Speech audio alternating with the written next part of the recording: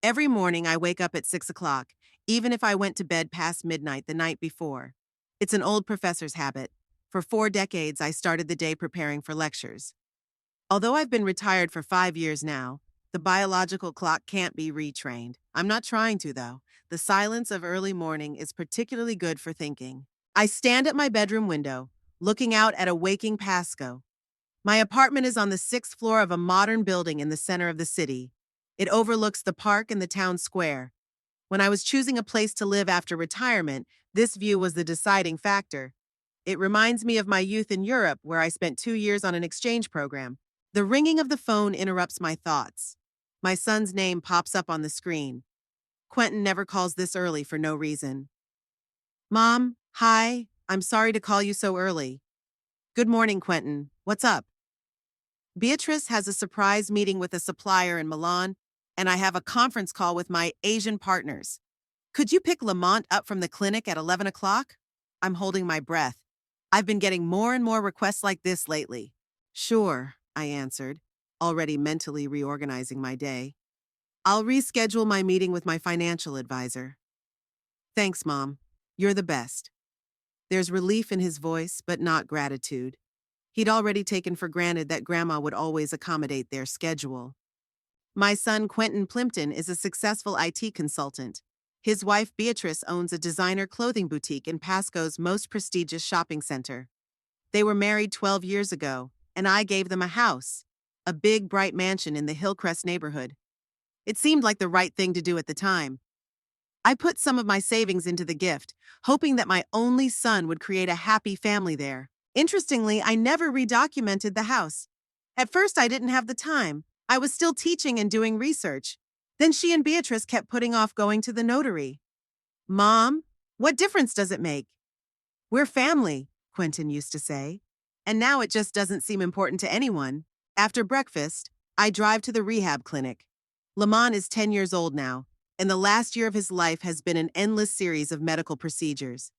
The accident happened last November. He was hit by a car in a crosswalk on his way home from school. The driver was drunk. Lamont was diagnosed with a serious spinal cord injury, and doctors gave no guarantees that he would ever be able to walk again. I still remember that call from Quentin, his confused, terrified voice.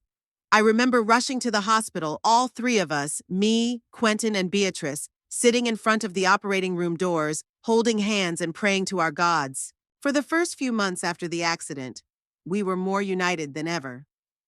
Quentin temporarily reduced his work hours.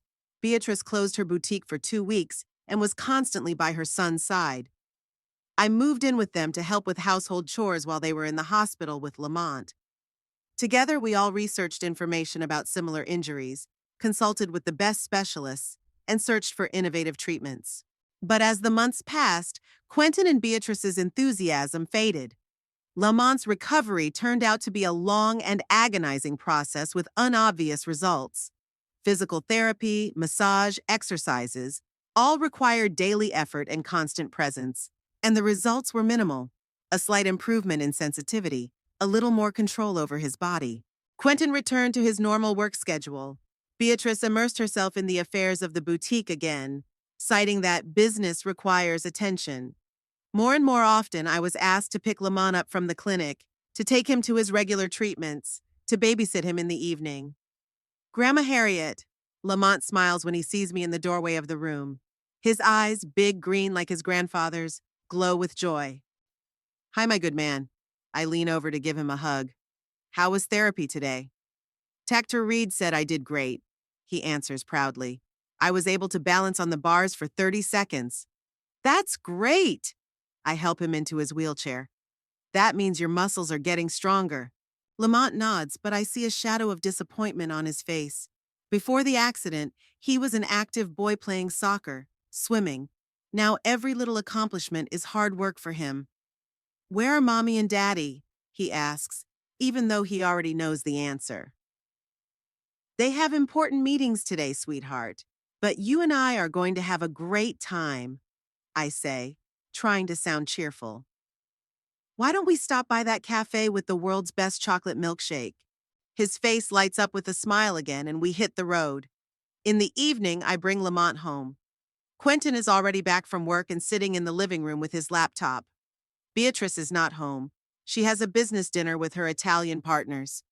Hello, champ? Quentin closes his laptop and approaches his son. How was your day? Lamont starts to tell me about his successes, and I go to the kitchen to prepare dinner. It's become a habit, too. I often stay and cook for them, especially when Beatrice is running late. The house looks immaculate, modern design, expensive furniture, artwork on the walls. Beatrice has always had excellent taste, but I noticed that some of the special equipment for Lamont that we bought after he was discharged from the hospital is now tucked away in the closet. The handrails along the walls that helped him get around the house have been partially removed because they disrupted the aesthetics of the interior. Mom, can you take Lamont to Dr. Wilsh tomorrow? Quentin asks, entering the kitchen. I have an important meeting and Beatrice has to take a new collection. I chop vegetables for the salad without looking up. I can't tomorrow, Quentin. I have a meeting at the university with my former graduate students. But it's just a meeting with students, he frowns. And Lamont has an important counseling session. Former graduate students, I correct him. And the meeting was scheduled 3 months ago. We're going to discuss publishing a joint paper. Quentin sighs with obvious irritation. Okay, we'll have to reschedule the consultation again. Why don't you and Beatrice make a schedule of who takes Lamont to his treatments and when? I suggested. I could help on certain days, but not at the last minute. Mom, we have unpredictable work schedules, you know that. We can't plan ahead like you do in your academic job. There's a barely concealed disdain in his voice for my former profession, as if teaching at a university and writing research papers were something insignificant compared to his consulting work. Rehabilitating Lamont is work too, Quentin, I say calmly, and a very important one at that. Perhaps the most important work you and Beatrice will ever have to do. He looks at me in surprise, then shrugs. Of course it is, Mom, but life goes on and we can't just put everything on pause. In that moment, I realize how much our relationship has changed over the past year. Quentin used to listen to my opinion, respect my expertise. Now he sees me as a free babysitter who must always be on hand. Over dinner, Lamont talks about a new friend he met at the clinic, a boy with a similar injury. Toby can already stand with support for almost a minute, admires Lamont. His dad does special exercises with him every day at home. I see Quentin wince slightly. We all know that he rarely finds time for home exercises with his son, even though the doctors constantly emphasize their importance. That's great, champ, he replies. Maybe this weekend we'll get some exercise too. Lamont nods, but without much enthusiasm. Too many this weekend promises have already been broken because of sudden business meetings or social events. After dinner, I help Lamont with his homework. Despite his injury, he continues to study, now with the help of an online program. Quentin dives back into his work at his laptop. When it's time to say goodbye, Lamont gives me a big hug. Grandma, will you come tomorrow? He asks quietly. Grandma has an important meeting tomorrow, son, Quentin answers for me. But we'll figure something out. On the way home, I reflect on how our family has changed. A year ago, we were all shaken by the accident, united by shared grief and hope. We vowed that we would do everything we could to help Lamont recover. But gradually, everyday life took its toll. Quentin and Beatrice returned to their careers, their social lives, their familiar comforts. And Lamont was left with his pain, with his daily little battles, which he now most often waged with his grandmother rather than his parents. The day after my meeting with the grad students, I walk into the supermarket and unexpectedly meet Beatrice there. She looks flawless as always, perfect styling, designer suit, impeccable makeup. Harriet, she kisses me on the cheek. What a pleasure to meet you. Hello, Beatrice. I smile back. How was your meeting with the Italians last night? Terrific. Her eyes light up. They offered me exclusive rights to the new collection. I'll be the sole distributor in 3 states. I'm genuinely happy for her.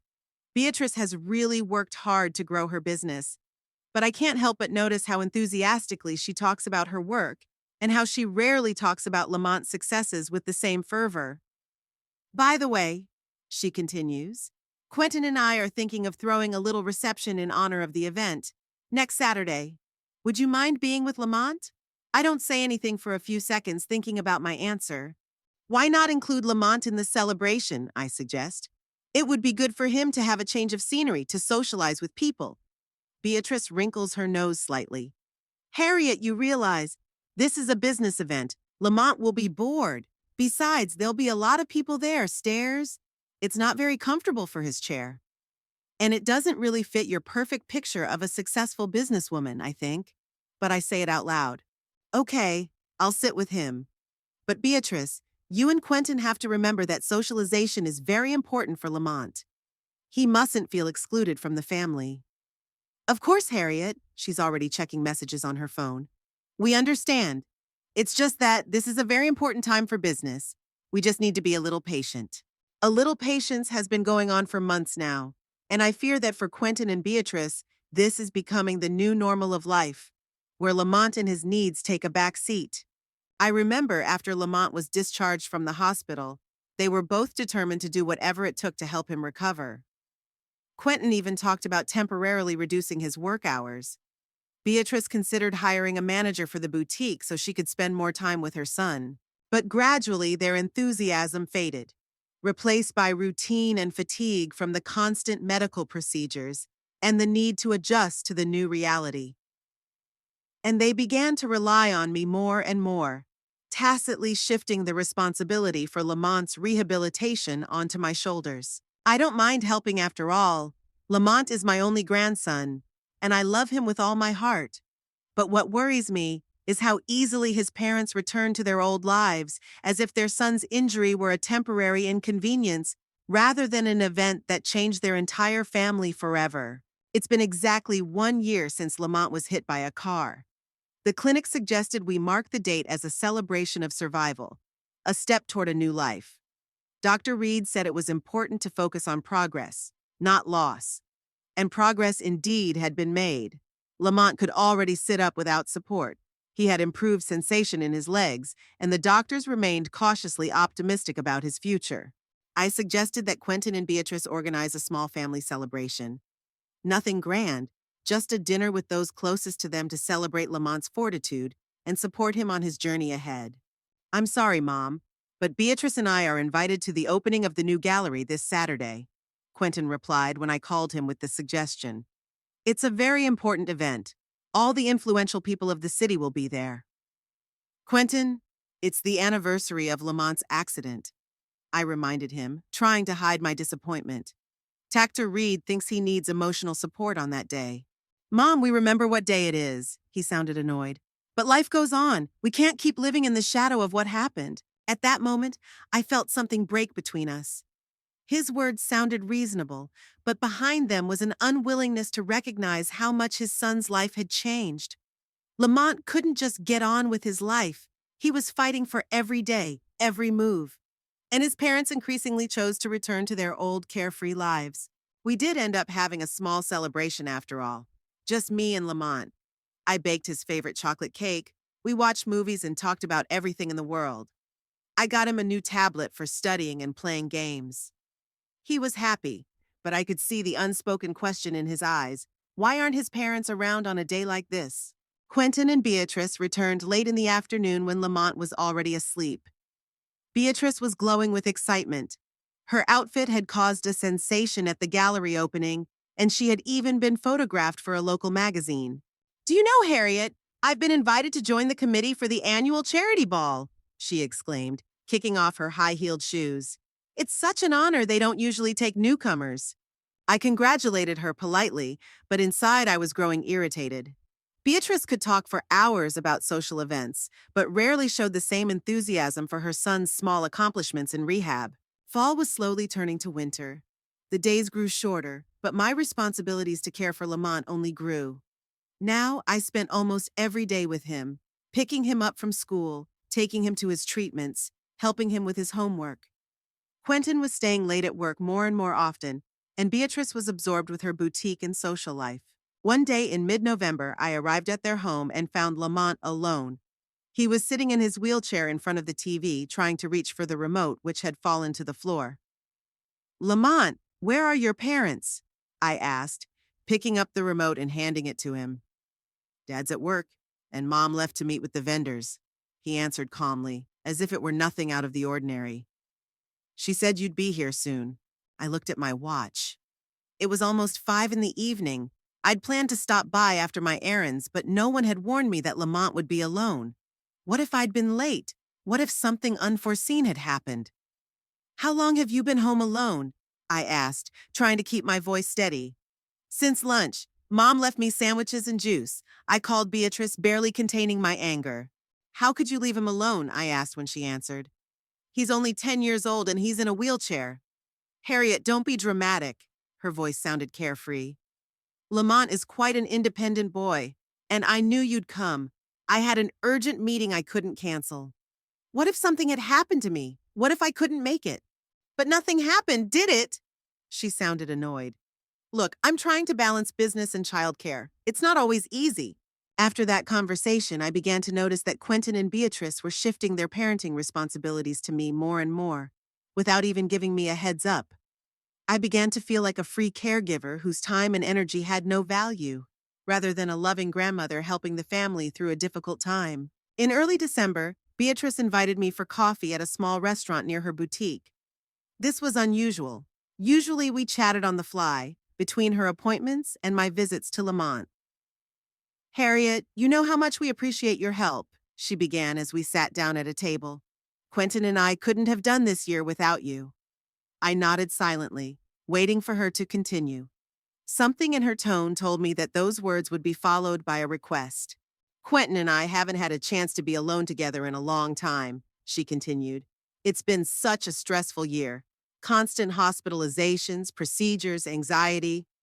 Yes, it's been a difficult time for all of us, I agreed. Especially Lamont. Of course, she nodded quickly. But Quentin and I feel like we need a break. You know, to regain our strength, to bring harmony back into our relationship. And what are you planning? I asked, already guessing where she was going with this. We booked a cruise. Her eyes lit up with enthusiasm. Caribbean, 2 weeks. It leaves in 10 days, just before Christmas. Just before Christmas? I couldn't hide my surprise. You won't be with Lamont for the holidays? We'll be back on January 2nd. She frowned slightly. Look, Harriet, we really need this vacation. This past year has been incredibly hard. What about Lamont? I asked. He's going through a critical period in his rehabilitation. Dr. Reed said consistency is very important. We've already discussed it with Dr. Reed, and he said a little break wouldn't hurt. She dismissed my concerns. Besides, we've provided all the necessary procedures. You'll just have to drive him to the clinic on a regular schedule. Just drive him, I thought, as if this was some minor errand, not the daily care of a child with a disability. Beatrice, I understand that you need a vacation, I said as calmly as I could. But 2 weeks is a long time. And Christmas. Lamont is so looking forward to the holidays with you. We'll give him a second Christmas when we get back. She smiled as if that solved everything. Harriet, please. Quentin and I are at our limit. If we don't get some rest now, we're just going to snap. And that won't help anyone, especially Lamont. There was some logic in what she said. Burned-out parents really wouldn't be good for the child.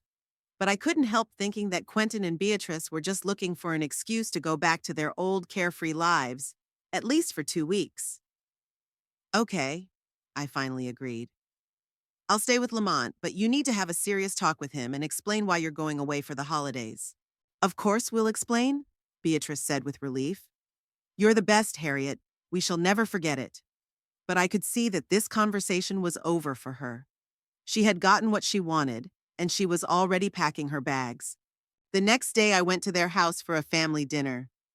Quentin and Beatrice decided to inform Lamont of their plans. I insisted on being present for this conversation, partly to support Lamont, partly to make sure they really explained everything to him properly.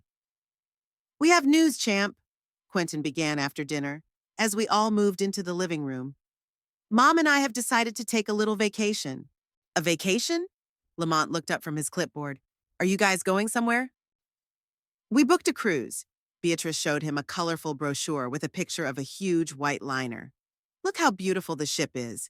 There are swimming pools, restaurants, even a movie theater on board. Cool. Lamont looked at the pictures. And when are we going? There was an awkward pause. Quentin and Beatrice looked at each other.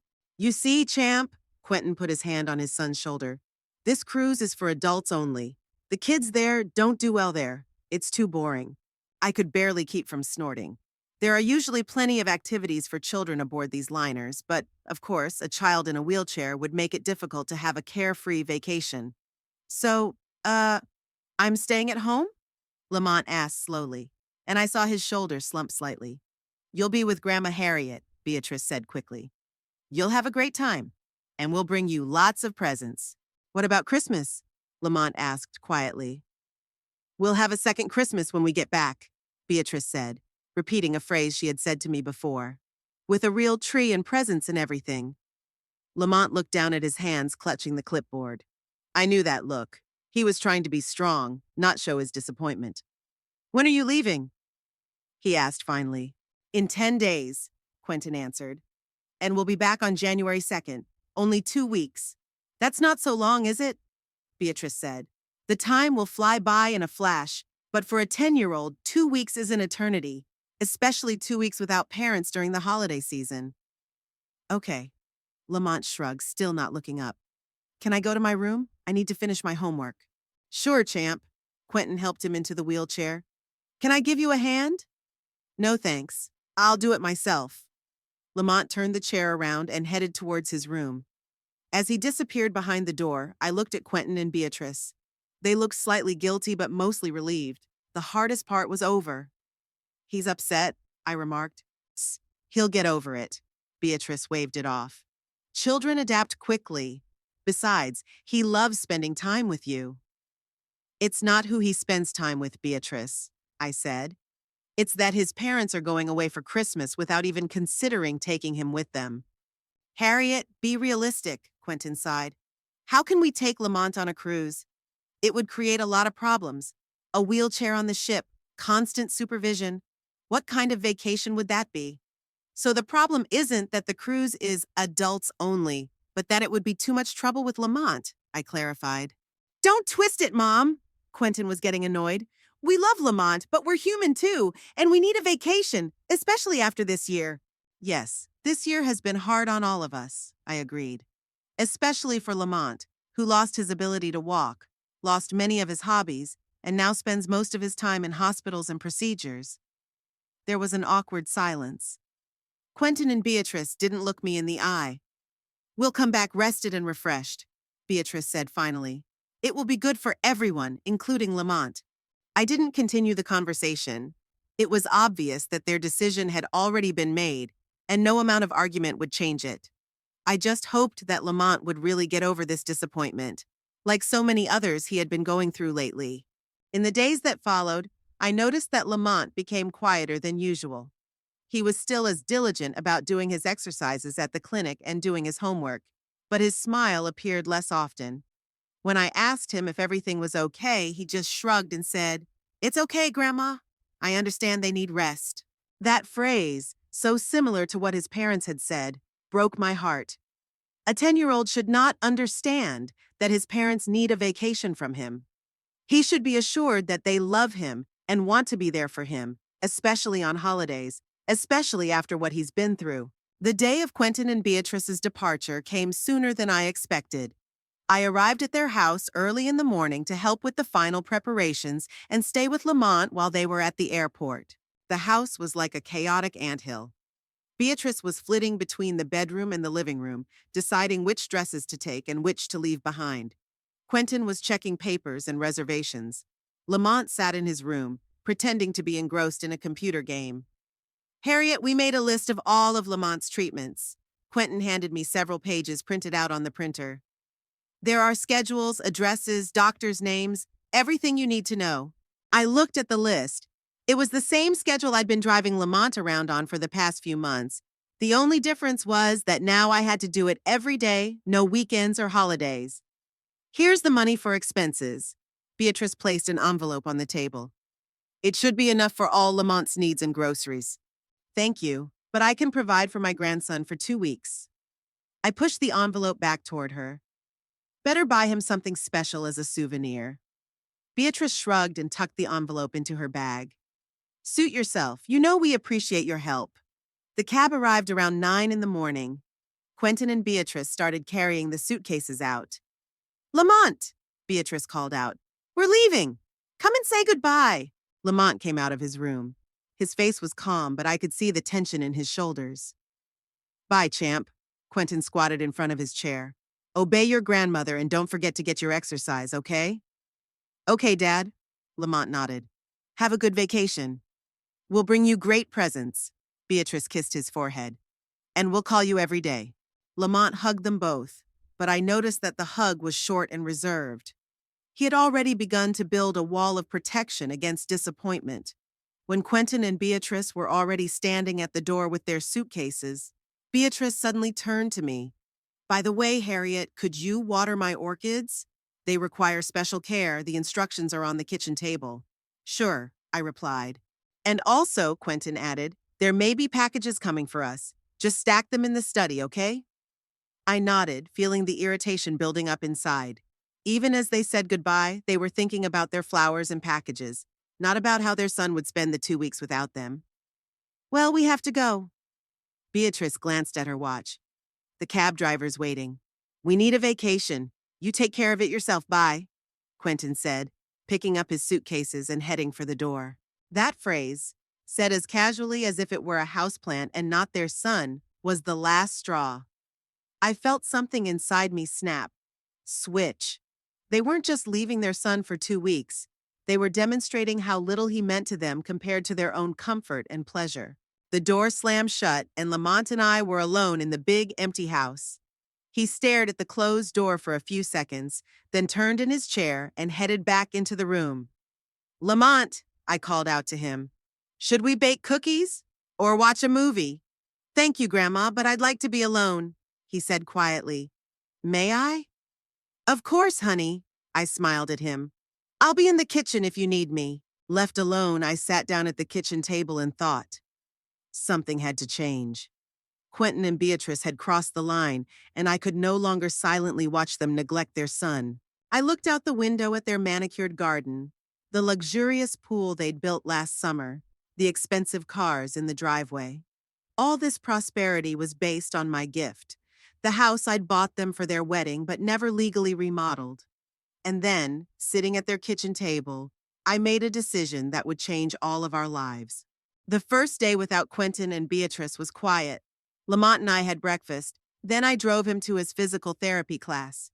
He was silent and focused, diligently doing all the exercises, but I could see that his thoughts were far away. Are you okay, honey? I asked him as we drove home. Yes, Grandma. He tried to smile. I'm just a little tired. I knew it wasn't just tired. My parents' departure had hurt him more than he was letting on. Especially that careless phrase of Quentin's about handling it on your own. Lamont might not have paid much attention to it, but I knew what was behind it. That evening, when Lamont was asleep, I sat in the living room of their house, going over the events of the last year in my mind. How Quentin and Beatrice's attitudes had gradually changed from initial shock and mobilization to a gradual return to their previous lives, where there was no room for a child with disabilities. I remembered how they refused to install an elevator for Lamont on the second floor because it would spoil the interior. How they canceled his treatments if they coincided with their social events. How they increasingly left him with babysitters or me, preferring to spend time with friends or in business meetings. The decision didn't come immediately. At first, it was just a thought that flashed on the edge of my mind. Then it became more persistent, forming details and a plan of action. And finally, it became a firm intention. The next morning, I called my longtime friend and lawyer, Morton Hicks. We arranged to meet at his office this afternoon. Lamont, Grandma has an important meeting today, I said over breakfast. Mrs. Parker will stay with you for a couple of hours, okay? Mrs. Parker was our neighbor, an older woman who sometimes looked after Lamont. He loved her for her travel stories and her delicious cookies. Okay, Grandma, he nodded. Where are you going? I have to meet with Mr. Hicks about some legal matters, I answered, trying to sound casual. Nothing fancy, just routine stuff. Morton's office was located in downtown Pasco, in an old building overlooking the city park. Despite his advanced age, he was already 72, he still practiced and was considered one of the best real estate lawyers in our area. Harriet, What a pleasant surprise. He rose from the table to greet me. How many years? How many winters? Hello, Morton. I hugged him. You haven't changed at all. Flattery won't help you, you old fox, he grinned. I'll charge you the full cost of the consultation anyway. We laughed. Morton was one of the few people I could be completely myself with. No academic rigor, no grandmotherly softness, just Harriet. So, he sat back down at the table and folded his arms. What can I do for you? I took a deep breath and began to tell him about the house I'd given Quentin and Beatrice for their wedding, about how the deeds had never been reissued, about the situation with Lamont and how his parents had gradually withdrawn from his problems. Morton listened attentively, sometimes asking clarifying questions, but mostly just nodding and making notes. What do you want to do? He asked when I had finished my story. I want to sell this house, I answered firmly, and use the money to provide Lamont with better rehabilitation and education. Morton leaned back in his chair, looking at me intently. Legally, it's possible, he said after a pause. You still own the house. No deed of gift has been drawn up. But do you realize that it would cause serious conflict in the family? I realize that, I nodded. But I don't see any other way to make Quentin and Beatrice realize their responsibilities to their son. They're too immersed in their comfortable world to notice how much Lamont needs them. Have you considered just talking to them? I have, Morton, many times. They nod, agree, promise to change, and then a week later it's back to the way it was. They need something to really rock their world. Morton paused, tapping his fingers on the table. You've always been a determined woman, Harriet, he said at last. And usually your decisions have been the right ones. If you're sure it's necessary, I'll help you with the legal side of things. Thank you, Morton. I felt the tension release a little. I've thought long and hard, and I'm sure it's the only way. We discussed the details. Morton promised to prepare all the necessary documents within a few days. We also talked about the best way to conduct the sale, through a real estate agency or privately. Given that you want to do it before Quentin and Beatrice return, we don't have much time, Morton said. I would recommend contacting Alice Taft. She specializes in luxury real estate and is known for her quick transactions. I nodded. Alice was familiar to me. She had once been a student of mine before she changed her academic career to business. One more thing, Harriet, Morton added as I was about to leave. Think about where you and Lamont will live after the house is sold. You'll need to find a suitable place, preferably before the storm hits. I nodded, realizing he was right. My apartment wasn't big enough for a kid in a wheelchair. We needed a new home accessible, comfortable, and preferably located near a good rehab facility. The next day, I called Alice Taft and made an appointment. She came to Quentin and Beatrice's house while Lamont was in speech therapy. I showed her the house, explained the situation, in general terms, no personal details, and told her I wanted to sell it as soon as possible. It's a terrific property, Professor Plimpton, Alice said as she looked around the spacious living room with panoramic windows. These houses go fast in this neighborhood, especially if the price is competitive. I'm not looking to maximize my profit, I replied. It's all about speed and reliability. Alice nodded, making notes on her clipboard. I can start showing tomorrow. I have a few potential buyers who have been interested in Hillcrest for a long time. That's fine. Let's just arrange the time so my grandson isn't at the showings. He doesn't need to know about the sale until a certain point. Alice nodded understandingly. We discussed price, commission, and other details, and then she left, promising to let me know as soon as the first interested buyers showed up. That evening, Lamont and I were having dinner when the phone rang. It was Quentin, the first call I'd gotten since they'd left. Hi, Mom. His voice sounded relaxed and carefree. How are you guys doing? I'm fine, I answered neutrally. Lamont did a great job at physical therapy today. That's great. Can I talk to him? I handed the phone to Lamont. His face brightened when he heard his father's voice. Hi, Daddy, he exclaimed. How was the cruise? Have you seen the dolphins yet? I watched him as he listened to Quentin's stories about the ship, the pools, the entertainment on board. Lamont smiled, asked questions, laughed at his father's jokes. For a few minutes, he was once again a carefree child just talking to his favorite daddy. But the conversation was short. Soon Quentin said it was time for dinner and said goodbye. Beatrice didn't even come to the phone. Apparently, she was busy preparing for the evening. "They're having a great time out there," Lamont said, handing the phone back to me. His voice was quiet, with a tinge of sadness he was trying to hide. "Yeah, I guess so." I squeezed his hand. "How about we do something special too? Maybe go to the movies tomorrow? Or that interactive science museum you were talking about?" He nodded, but without much enthusiasm. I could see that his thoughts were still with his parents, on that luxury liner where they were having fun without him. For the next few days, I was torn between taking care of Lamont and preparing to sell the house. Alice brought the first potential buyers, a middle-aged couple who had just sold their business and were looking for a home to live comfortably in retirement. They were impressed with the house but wanted to give it some thought. Then a few more interested parties came in, but no one was making specific offers. I began to worry that we wouldn't be able to finalize the deal before Quentin and Beatrice returned. At the same time, I was looking for a new place for Lamont and me to live. I looked at real estate websites, consulted with agents, researched Pasco neighborhoods that had good schools and medical facilities. Then something happened that finally made me realize that I had made the right decision. Lamont and I were at another physical therapy session at the clinic where he had been practicing for months. Dr. Reed, as usual, was reserved in his assessment of Lamont's progress. "We're taking small steps, Mrs. Plimpton," he said after the session. "Lamont is trying, but," he shrugged, "rehabilitation for injuries like this is a marathon, not a sprint." I nodded, used to his careful wording. But at that moment, a young woman in a white coat, whom I hadn't seen before, approached us. "Excuse me," she said to me. "Are you Lamont Plimpton's grandmother?" "Yes, I am," I replied. "And you are?" "Dr. Nina Fentress."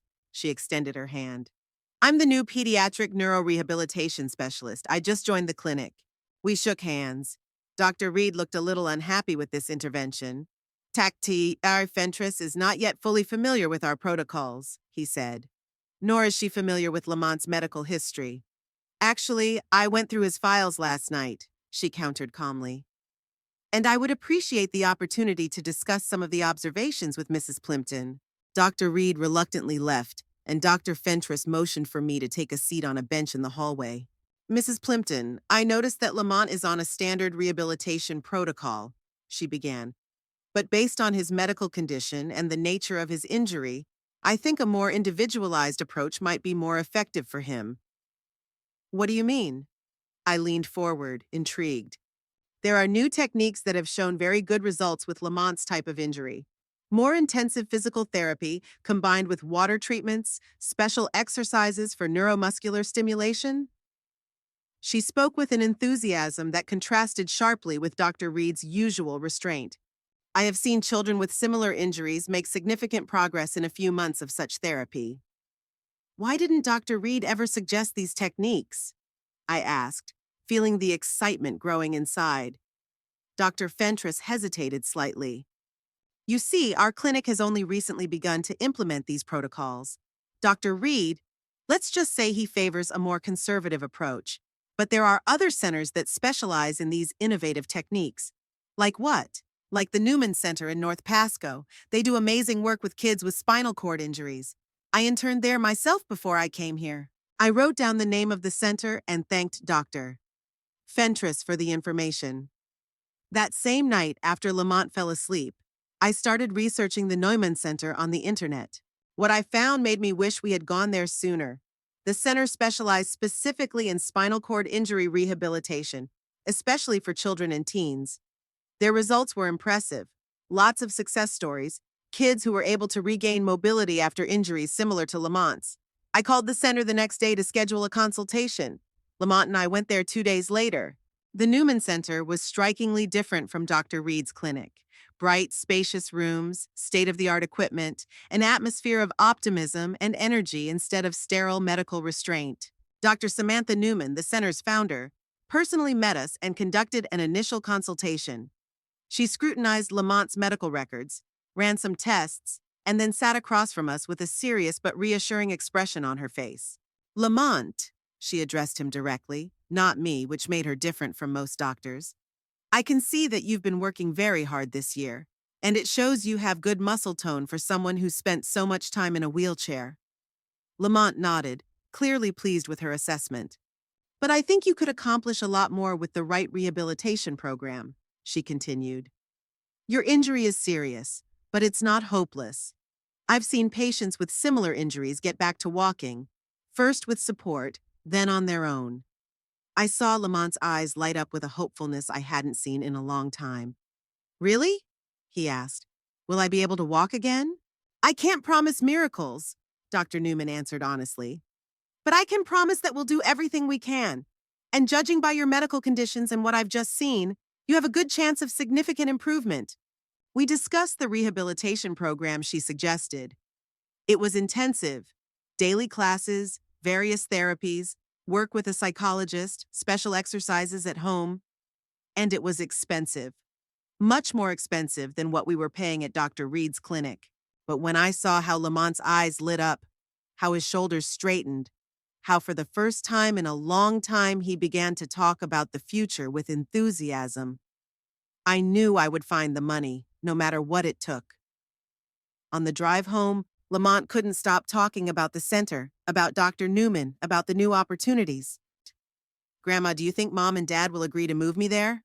He asked as we were pulling up to the house. It's more expensive than my current clinic. I thought for a moment. Quentin and Beatrice could afford the expense. But would they want to? Would they agree to a more intensive program that would require their participation, not just mine? Don't worry about that, honey, I replied. I am convinced that we can arrange for you to be treated at the Neumann Center. That same evening, I received a call from Alice Taft with good news. The elderly couple who had first looked at the house had decided to buy it. They offered close to the asking price and were ready to close quickly. They can put down a deposit as early as tomorrow, Alice said, and they would like to finalize the whole deal within a week, if possible.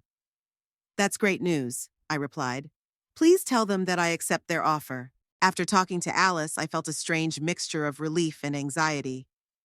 On the one hand, my plan was coming to fruition even faster than I had expected. On the other hand, I realized that I was on the verge of a decision that would radically change the life of our entire family. But when I looked into Lamont's room and saw him sitting at his computer, studying the Newman Center's website with an enthusiasm I had not seen in months, I knew that I would not stray from the path I had chosen. The next day, I met with Morton Hicks again to discuss the legal aspects of the upcoming transaction. He checked all the paperwork and confirmed that legally everything was in order. Are you sure you want to go all the way? He asked when we were done with the paperwork. There's still time to change your mind. I'm sure, Morton, I said firmly. I found a rehab center that can really help Lamont. And I found a new home for us, not far from that center, fully adapted to his needs. I'll use the money from the sale to get him the best treatment and education possible. And what about Quentin and Beatrice? He adjusted his glasses. How do you think they'll react? They'll be furious, I shrugged. But maybe this will make them finally realize their priorities. Morton shook his head, but I could see understanding in his eyes. You've always been brave, Harriet. I hope your risk pays off. The deal to sell the house was finalized faster than I expected. The elderly couple, Howard and Margaret Sinclair, were pleasant and thorough people. They had sold their medical device business and were now looking for a quiet place to live. Quentin and Beatrice's home was perfect for their needs. We promised to take good care of this beautiful home, Margaret said as we signed the final papers in Morton's office. It will be in good hands. I was delighted that the house was passing to such worthy people. We agreed that they would move in a month, which gave me time to find and set up a new place for Lamont and me. To my surprise, I found a suitable house almost immediately. It was in River Heights, a quiet neighborhood in Northeast Pasco, only 15 minutes from the Neumann Center. It was a one-story mansion with spacious rooms, wide doorways, and ramps already installed. The previous owner had been in a wheelchair.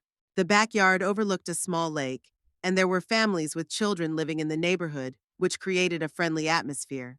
I immediately made an offer to buy, and it was accepted. Now I had to do the hard part. Tell Lamont about the changes and prepare for the inevitable confrontation with Quentin and Beatrice. Lamont took the news of the move with surprising calmness. When I showed him pictures of the new house and explained that he would be going to the Newman Center for rehabilitation, his main question was, what will Mom and Dad say? They may not be very happy at first, I answered honestly, but I'm sure they'll eventually realize that it's best for you. He nodded thoughtfully, looking at the pictures of the new house. There's a lake there, he said. Will I be able to feed the ducks? Sure, I smiled, glad he was focusing on the positive aspects. And there's a ramp right down to the water so you can drive right up close. It was 3 days until Quentin and Beatrice returned when the unexpected happened.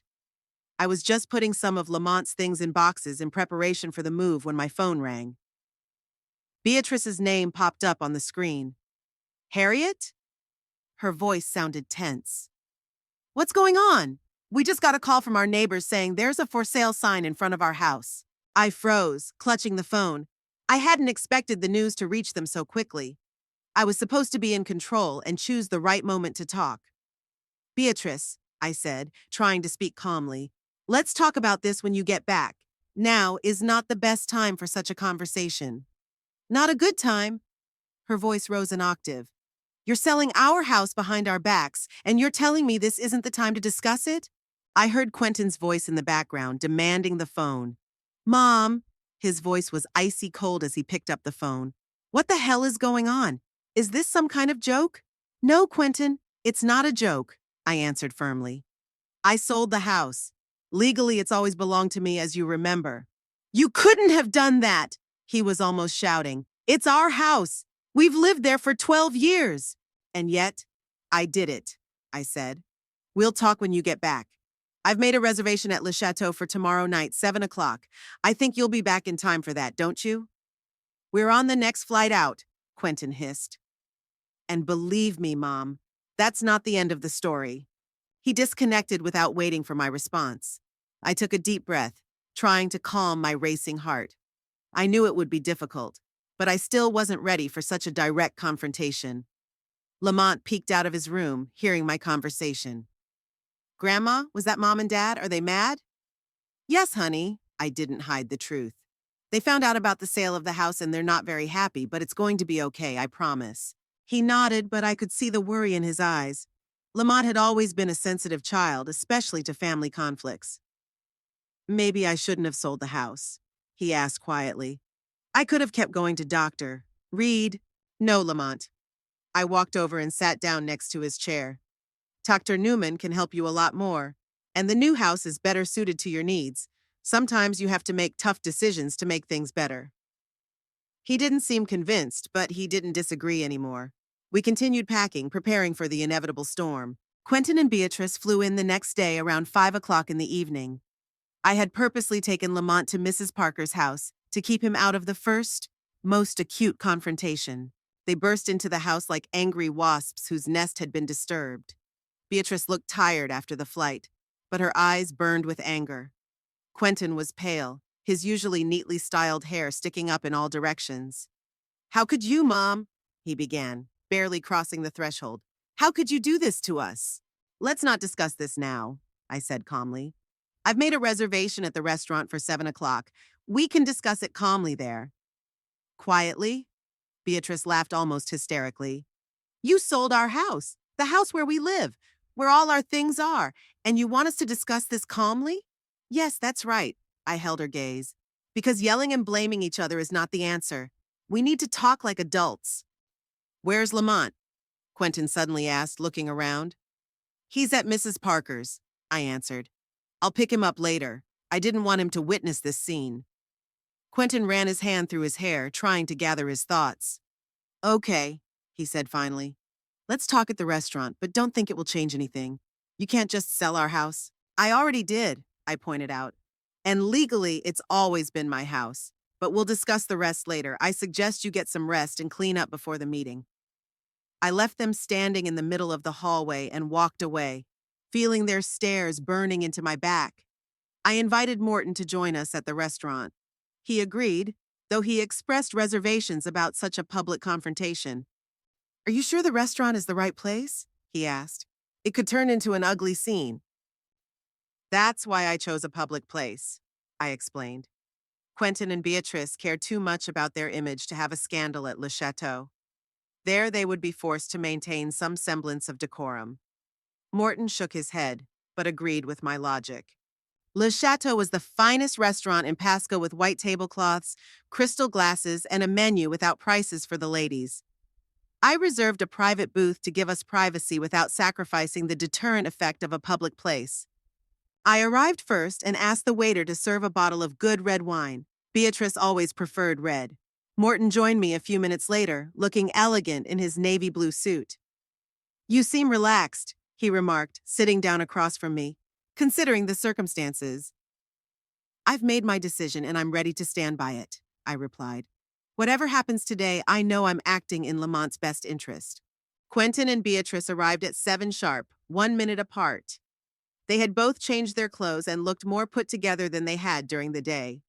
Beatrice was in a dark green dress that emphasized her slim figure. Quentin in the light gray suit I had given him for his birthday last year, minus Mr. Hicks. Quentin nodded coldly at Morton, clearly surprised by his presence. "I didn't expect to see you here." "Good evening, Quentin, Beatrice." Morton rose politely to greet them.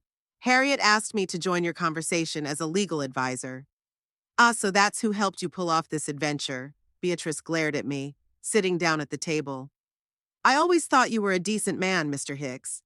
I acted within the law, Mrs. Plimpton," Morton replied calmly, "and I continue to do so." The waiter came forward to take the drink order. Beatrice requested a martini instead of wine. Quentin ordered a whiskey. I understood that they were looking for extra courage and alcohol. "So," Quentin began as the waiter left, "explain to us, Mother, what this is all about. Why did you sell our house? Is this some kind of revenge? For what?" "It's not revenge, Quentin." I looked him straight in the eye. "It's a decision I made after much thought, a decision that I believe will benefit Lamont." "What does this have to do with Lamont?" Beatrice intervened. "How can selling the roof over our heads be good for him?" "I found a new rehab center," I explained. "The Newman Center. They specialize in injuries like Lamont's and they have amazing results. But their program is expensive and it requires us to live nearby." "And you couldn't just discuss it with us?" Quentin shook his head. "We could find the money for a new center if it's really better. There was no need to sell the house." "There was." I took a sip of water, gathering my thoughts. "Because it's not just about money, Quentin. It's about priorities. You and Beatrice gradually returned to your old life, where Lamont and his needs became secondary." "That's not fair," Beatrice exclaimed. "We love our son. We're doing everything we can." "You left him at Christmas," I reminded her. "You're increasingly shifting his procedures and activities to me. You don't follow through on the home exercises the doctor recommended. You removed special fixtures in the house because they were spoiling the decor. And to top it all off, you threw in the phrase, 'handle him on your own,' as if it was about some burdensome baggage and not your son." Quentin and Beatrice exchanged guilty glances. The waiter returned with the drinks and took the food order. None of us were really hungry, but the ritual of ordering food gave everyone a moment to collect their thoughts. "Okay," Quentin finally said when the waiter left. "Maybe we haven't always been perfect parents lately. Maybe we really have been relying on you too much. But that's no reason to deprive us of our home." "I'm not depriving you of your home," I objected. "I'm selling my property and using the money to provide Lamont with better treatment and living conditions. You both make good money. You can buy or rent a new place." "This is our home," Beatrice insisted. "We've lived there for 12 years, all our things, all our memories." "Technically," Morton intervened, "it had always been Harriet's house. The deed of gift had never been finalized.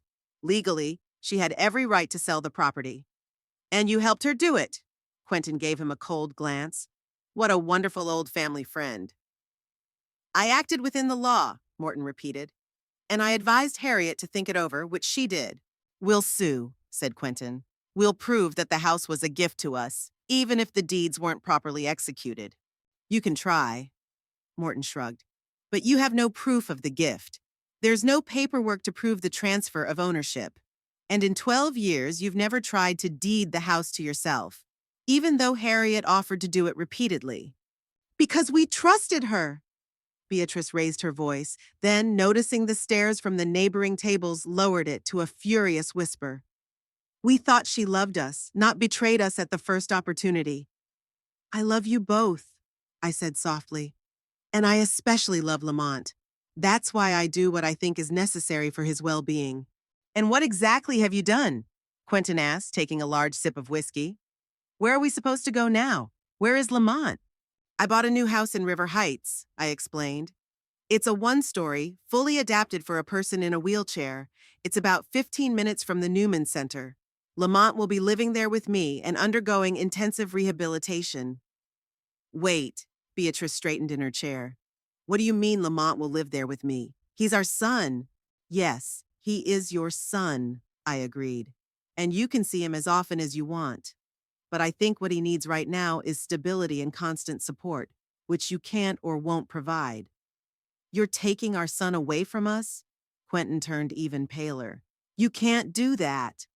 Legally, she can't, Morton confirmed. Not without a court order. But she can offer Lamont housing and care and pay for his treatment in the best rehabilitation center in the city. The rest will be up to you and Lamont. That's blackmail, Beatrice hissed. You're using the money to take our son away from us. No, I shook my head. I'm using the resources I have to give Lamont the best chance to recover. You can be a part of that process, if you really want to be, or you can continue to put your comfort and social life above his needs. Beatrice slammed her fist on the table, making the glasses bounce. You have no right to say that! You don't know what we've been through! Beatrice, Quentin said warningly, noticing that we were being noticed. No, Quentin, she turned to him. I will not sit here and listen to her accuse us of being bad parents. After all we've done for Lamont. What have you done? I asked calmly. Besides turning him over to me the first chance you got? Quentin stood up, his face contorted with anger. We're leaving, he said. I'm not going to stand for this anymore. You've gone too far, Mother, too far. We'll sue, Beatrice added, standing up too. We'll get our house and our son back, and you'll never see him again. I would advise you to think before you threaten, Morton said calmly. In court, you'll have to explain why you left a 10-year-old disabled child on Christmas Day to go on a cruise, and why most of his rehabilitation is being provided by his grandmother and not his parents. Quentin froze, his face growing even paler. Did you write all this down? He asked, looking at me in disbelief. Did you keep some kind of diary of our failures? No, Quentin, I sighed. I was just there, and I saw everything with my own eyes. And so did Lamont. Come on, Beatrice. Quentin took his wife's hand. We won't listen to any more of this. They headed for the exit, but at the door, Quentin stopped and turned around. Where is Lamont now? We want to see him. He's at Mrs. Parker's, I answered. But I would advise you to calm down before you meet him. He's very sensitive to conflict. Don't tell us how to treat our son, Quentin said, and walked out, slamming the office door. Morton and I remained seated at the table, staring at the untouched dishes. Well, that went about as well as I expected, he said after a pause. Maybe even a little better. They're really pissed, I rubbed my temples. I hoped they'd at least try to understand my motives. Give them time. Morton covered my hand with his. Right now they were reacting to the shock and the insult. Perhaps when their emotions subside, they'll be able to see the situation more clearly. I nodded, but without much hope. Quentin had always been stubborn, and Beatrice had a temper. Their threats of legal action were not empty words. What now? I asked. Now we wait for their next move, Morton replied. But legally, our position is strong. The house was yours. The deal was legitimate. As for Lamont, the decision must ultimately be made with his best interests in mind, not his parents' ambitions. I paid for dinner and we left the restaurant. The evening air was cool and refreshing after the stuffy atmosphere of conflict. I need to pick up Lamont, I said. I'm afraid Quentin and Beatrice are already there and may be upsetting him. Do you want me to come with you? Morton suggested. No, thank you. I shook my head. This is a family matter. I can handle it. When I got to Mrs. Parker's house, Quentin's car wasn't in the driveway. That surprised me. I was sure they'd go straight there. I rang the doorbell and Mrs. Parker opened, looking somewhat puzzled. Harriet, at last, she exclaimed. Lamont is very anxious.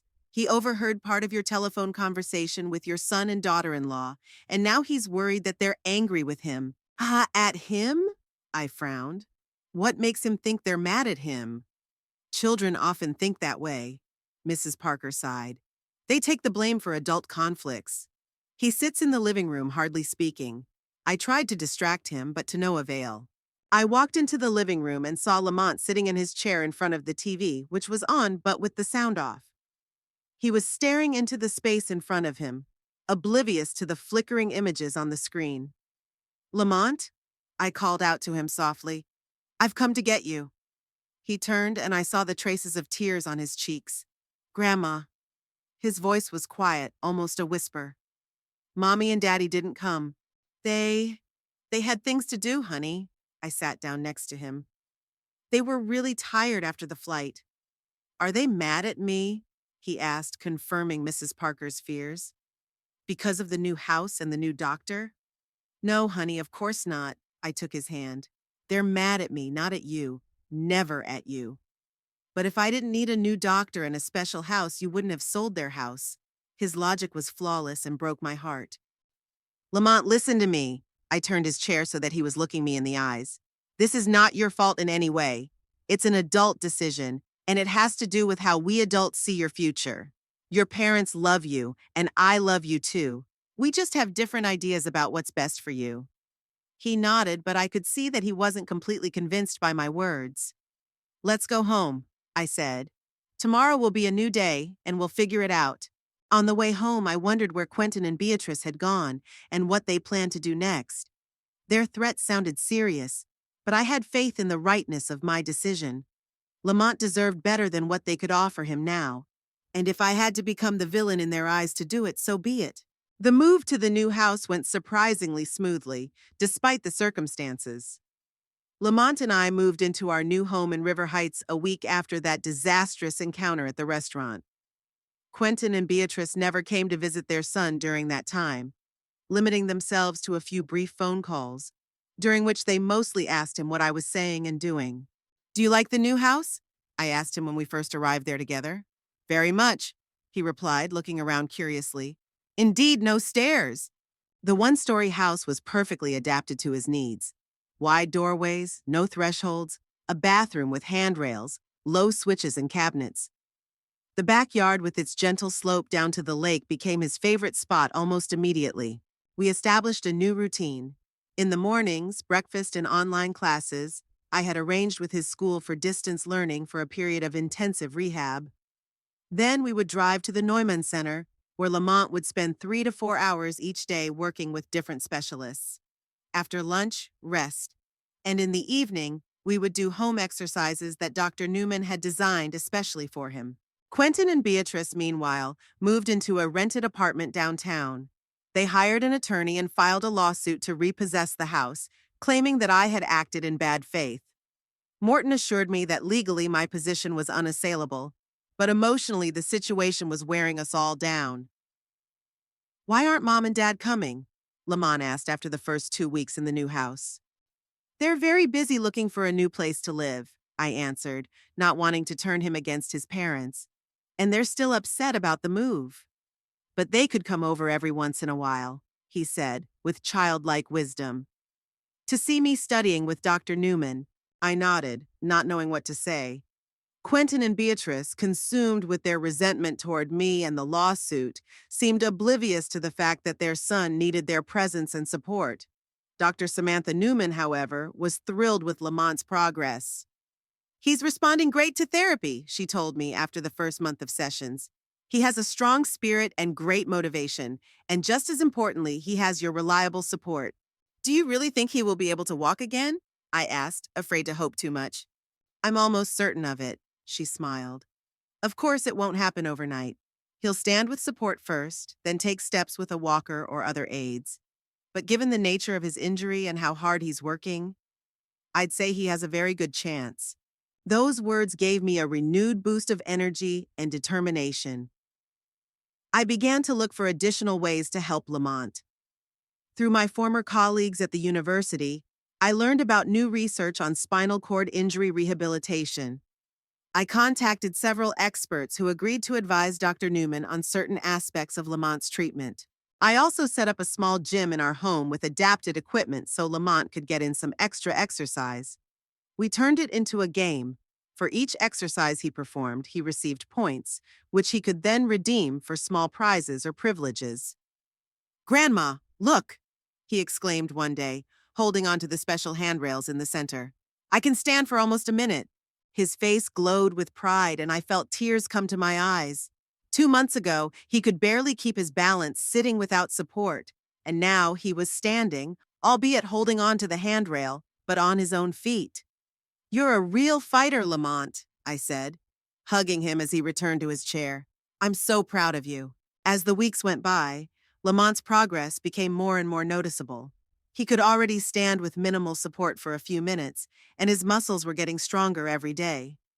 Dr. Newman began to incorporate parallel bar exercises into his program, where he was learning to transfer weight from one leg to the other, the first step toward walking. At this time, Quentin and Beatrice finally began to take an interest in their son's progress. They began coming to the Neumann Center once a week to watch him practice. Their attitude toward me remained cold, but for Lamont's sake, we tried to maintain a semblance of politeness. You didn't tell us he was so advanced, Quentin remarked after one session, when Lamont demonstrated how he could stand almost unsupported. I emailed you weekly reports, I reminded him, with videos of his workouts. Yeah, but seeing it in person? He shook his head. That's a different story. I noticed that his voice sounded less hostile. Lamont's visible progress seemed to have begun to soften his attitude. Beatrice had changed too.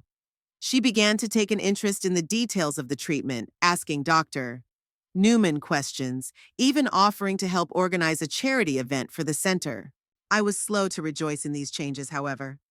Morton warned me that their lawsuit was still pending, and their newfound interest could be a strategic move to make a good impression on the court. My caution proved justified. One evening, when Lamont was already asleep, Quentin called me. Mom, we need to talk, he said without preamble. Beatrice and I have discussed the situation and are ready to offer a compromise. I'm listening, I replied neutrally. We see that Lamont is doing well at the Neumann Center, and we don't want to interrupt his treatment, Quentin continued.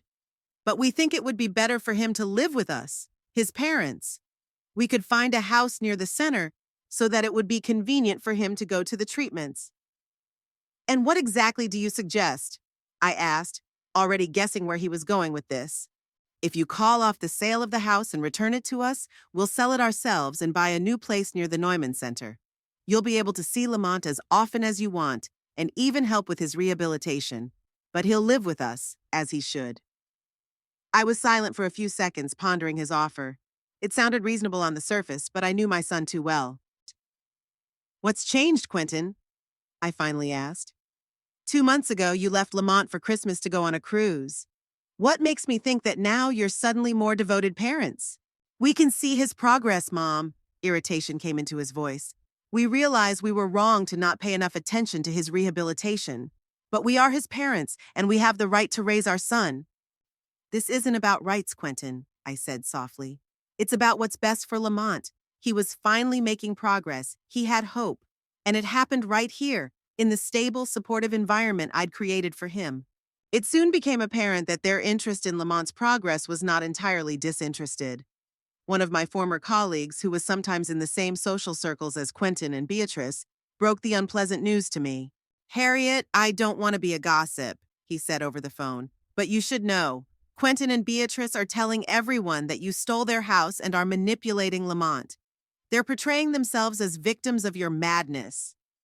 It was painful to hear, but not surprising. Their social status had suffered due to the loss of their prestigious home, and they needed some way to explain it to their entourage. Thanks for the warning, I replied. But I'm only interested in Lamont's well-being. What they say doesn't matter. But it did matter to Quentin and Beatrice. Their reputation in the Pasco community had always been their priority. And now that they had lost their status home, they needed to find a way to rebuild their image. After 3 months of intensive therapy, a breakthrough occurred. Dr. Newman invited all of us, me, Quentin, and Beatrice, to a special session. She said she wanted to show us something important. We gathered in the center's large room where parallel bars had been set up. Lamont sat in his chair looking both nervous and enthusiastic. We're going to try something new today, Dr. Newman said, addressing us all. Lamont has been practicing very hard, and we think he's ready to take the next step. Literally. Quentin and Beatrice exchanged glances. I held my breath, realizing what was about to happen. With the help of two assistants, Lamont rose from his chair and took a position near the beginning of the bars. His legs, noticeably stronger from months of training, still looked unstable, but he held onto the bars with confidence. "Okay, Lamont," Dr. Newman said calmly. "Remember what we talked about. Focus on your balance. Put your weight on your right foot, then step with your left. I'll be there to support you if you need it." I saw Lamont's shoulders tense as he concentrated, narrowing his eyes. Then, slowly and tentatively, he lifted his left leg and took a small step forward. I pressed my hand to my mouth, feeling tears come to my eyes. It was a tiny step, just a few centimeters, but it meant the world to all of us. Lamont took his first independent step since the accident. "I did it!" he exclaimed, his face glowing with pride and wonder. "Did you see that? I took a step!" Instead of sharing his elation, I saw Beatrice frantically pulling her phone out of her purse. "Wait, I have to take a picture of this," she said, turning on the camera. "Do it again, honey. Can you imagine how many likes this will get? Boy takes first step after terrible accident." Quentin, instead of yanking his wife away, pulled out his phone. "I'll record from the other angle," he said. "And I'll send it straight to Marcus for our work chat. They're going to freak out over there." I noticed the look on Lamont's face change from pure joy to uncertainty and disappointment. This moment that should have been his triumph turned into a photo shoot for his parents' social media. "Beatrice, Quentin," I interjected. "Maybe this isn't the best time to take a picture? This is a special moment for Lamont." "That's exactly why we want to capture it," Beatrice objected, keeping her eyes on the phone. "Things like this need to be documented, and to show the world that you can never give up." "Come on, Lamont, one more time," Quentin encouraged. "But now look straight into the camera and smile. And if you can, take a bigger step so you can see better." Lamont's face was now expressing obvious displeasure. His moment of genuine joy had been shattered. "I'm tired," he said quietly. "May I sit down?" "Only one more take, my dear," Beatrice insisted. "I haven't gotten a good angle yet. And why don't you say something inspiring like 'never give up' or 'dreams come true'?" Dr. Newman, who had been watching the whole scene with growing concern, finally intervened. "I think that's enough for today," she said firmly. "Lamont had done a great job and he needed to rest. We can continue tomorrow." She helped Lamont back into his chair, and I could see the gratitude in his eyes. Beatrice and Quentin, however, were too busy watching the footage to notice their son's fatigue and frustration. "It's amazing," Beatrice admired, showing the phone screen to Quentin. "I'll add a filter and music. It will go viral, you'll see. And I've already sent my version to the work chat room," Quentin proudly announced. "Everyone is writing to tell us how great we are for keeping up the good work and making Lamont's progress." I looked at Lamont, who was sitting in his chair with his head down. His moment of triumph had been stolen by his parents, turned into a tool to elevate their social status. "How are you feeling, Lamont?" I asked quietly, walking over to him. "I'm fine," he answered, not looking up. "Just tired." "You did something amazing today." I put my hand on his shoulder. "And I want you to know that I'm proud of you, not because I can show it to others, but because you fought and didn't give up all these months." He looked up and smiled weakly. "Thank you, Grandma," he whispered. "Can we go home now?" "Sure, honey." I turned to Quentin and Beatrice, still engrossed in their phones. "Lamont and I are going home. He's really tired." "Oh, yes, of course," Quentin replied absently, keeping his eyes on the screen. "We'll be leaving soon, too. We'll just finish the video." Lamont was unusually quiet on the way home. I didn't bother him, realizing he needed time to process his emotions. It wasn't until the evening, when I was helping him get ready for bed, that he suddenly said, "Grandma, I'm glad I live with you." "I'm glad too, honey," I replied, surprised by his unexpected confession. "Mommy and Daddy, they love me, I know," he continued, choosing his words. "But sometimes they seem to care more about what other people think than how I feel." The wisdom in his words struck me. At 10 years old, he had already seen things that many adults are unable to see. "You see," he added after a pause, "when I took that step, it was magical. I felt so strong. And then they started filming and it just felt so fake." I hugged him, unable to find words of comfort. In that moment, I was finally convinced I'd made the right decision. The sale of the house, the confrontation with Quentin and Beatrice, all those difficult months. It was all necessary to give Lamont a chance for not only a physical recovery, but also a healthy emotional environment. The next day, Beatrice's video of Lamont's first step racked up thousands of views on social media. Quentin became a hero in his company, receiving dozens of messages of admiration and support. Their social status, damaged by the loss of their home, was quickly restored by the story of their son's miraculous recovery. But Lamont himself refused to watch the videos. Instead, he continued to work on his rehabilitation with redoubled energy, no longer to impress his parents, but for himself. And when, after a month, he was able to walk a full 5 steps without support, I did what really mattered to him. I just hugged him and told him how proud I was of him. No cameras, no social media posts, no wanting to show it to the world. Just a grandmother and grandson sharing a moment of true triumph.